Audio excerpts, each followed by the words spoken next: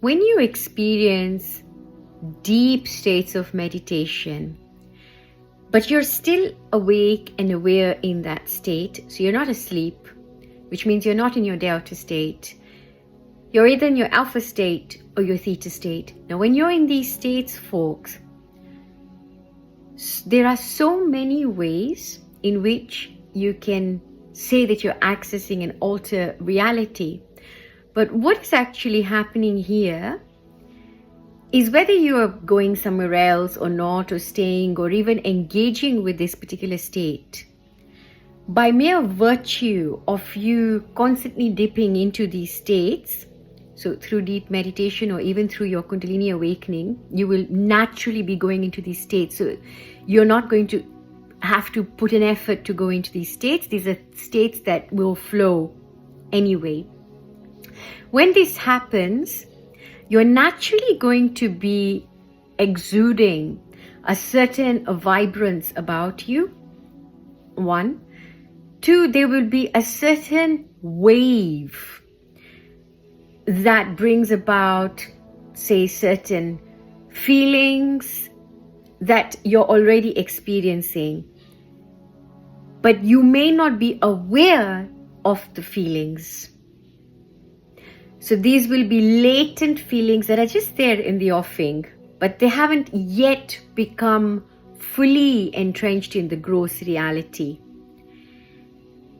That sets off into motion circumstances, situations, which people, can interpret as the law of attraction or manifesting, or you meditating and going into alter states and looking at your future self in other realities, and therefore you coming back with the essence of that future self.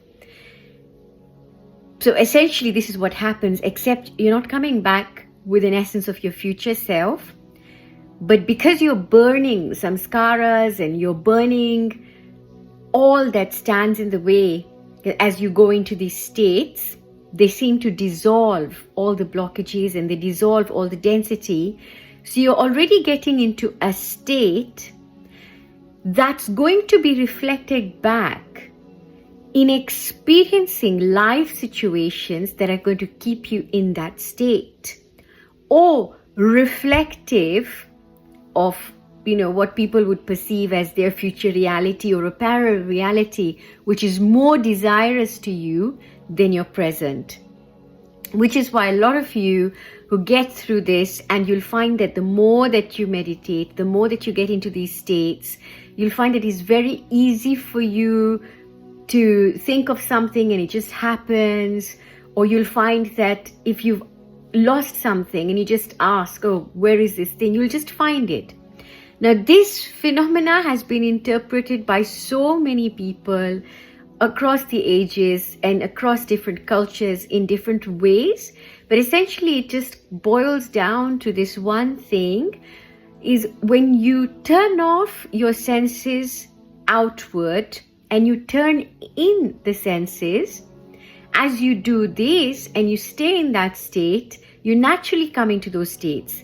Now, your Kundalini awakening is going to create that for you anyway. You won't have to make any effort in terms of even sitting in meditation. If you're already experiencing a Kundalini awakening, you will be dipping in and out of your alpha states throughout the day, which is one of the reasons why so many of us will experience fatigue, especially when there's a lot of doing involved, a lot of thinking, a lot of, stuff to be done. And you're not getting that because you're sort of in the other state. And that state is a very delicate state, which is why when you meditate, you generally tend to do it in a cave, ideally, but in a place that you won't be disturbed, because you are that much more absorbent and highly sensitized, so that anything there can interrupt and can really feel. This then brings me to highly sensitive people, empaths, or people who are neurodivergent. their nervous system will already be quite on edge, and so they will be able to feel things. So they're experiencing sensory overload. Yeah, so this is where sensory breaks for them would be helpful. And for those of us experiencing Kundalini awakening, spiritual awakening, it is again the same thing, that you're giving yourself sensory breaks to integrate your alpha states. These states are naturally there, folks. So rather than escaping it, or try to carve out that time for you to be in that state. And now you can make it deliberate. When you know you're dipping in and out of these states, every time that fatigue starts to hit you, or you start to feel a bit jarred, like overwhelmed in the day, simply go and lie flat.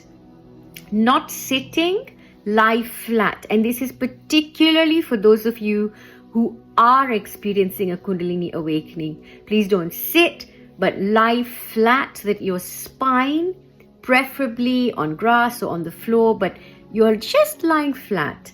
And if that's uncomfortable, even just on your sofa, or you can put a futon, a mattress, or some cloth underneath you, and you just lie there straight. Your shoulders, you drop them, and you try and drop yourself. You tuck your tailbone in so that the whole of your whole spine is on the ground. And you just stay in that position. You stay in that position and you see how you feel. And in that position, you may be able to feel some sensation. You can close your eyes. And if you drift away, this is where you'll have that kind of sleep, which is the kind of state that people get into or want to get into in order for them to then cross over into another parallel dimension, or cross over into another part of you. And actually you really are you're doing that even without knowing it. So folks, look after yourself. Please follow your own inner guidance. As always, sending you so much love. Remember, you are your own teacher. Within you, you have everything. There is absolutely nothing outside of you that is going to add any value to what you already are inside. Right? There might be conduits, bridges and all of that, but at the end of the day, you've already got it inside of you. You will already know what to do. We may not have immediately the language or the words to describe something like Kundalini, or to describe something like chakra, but you'll feel it, you'll know it. That's the original vision. Sending you so much love.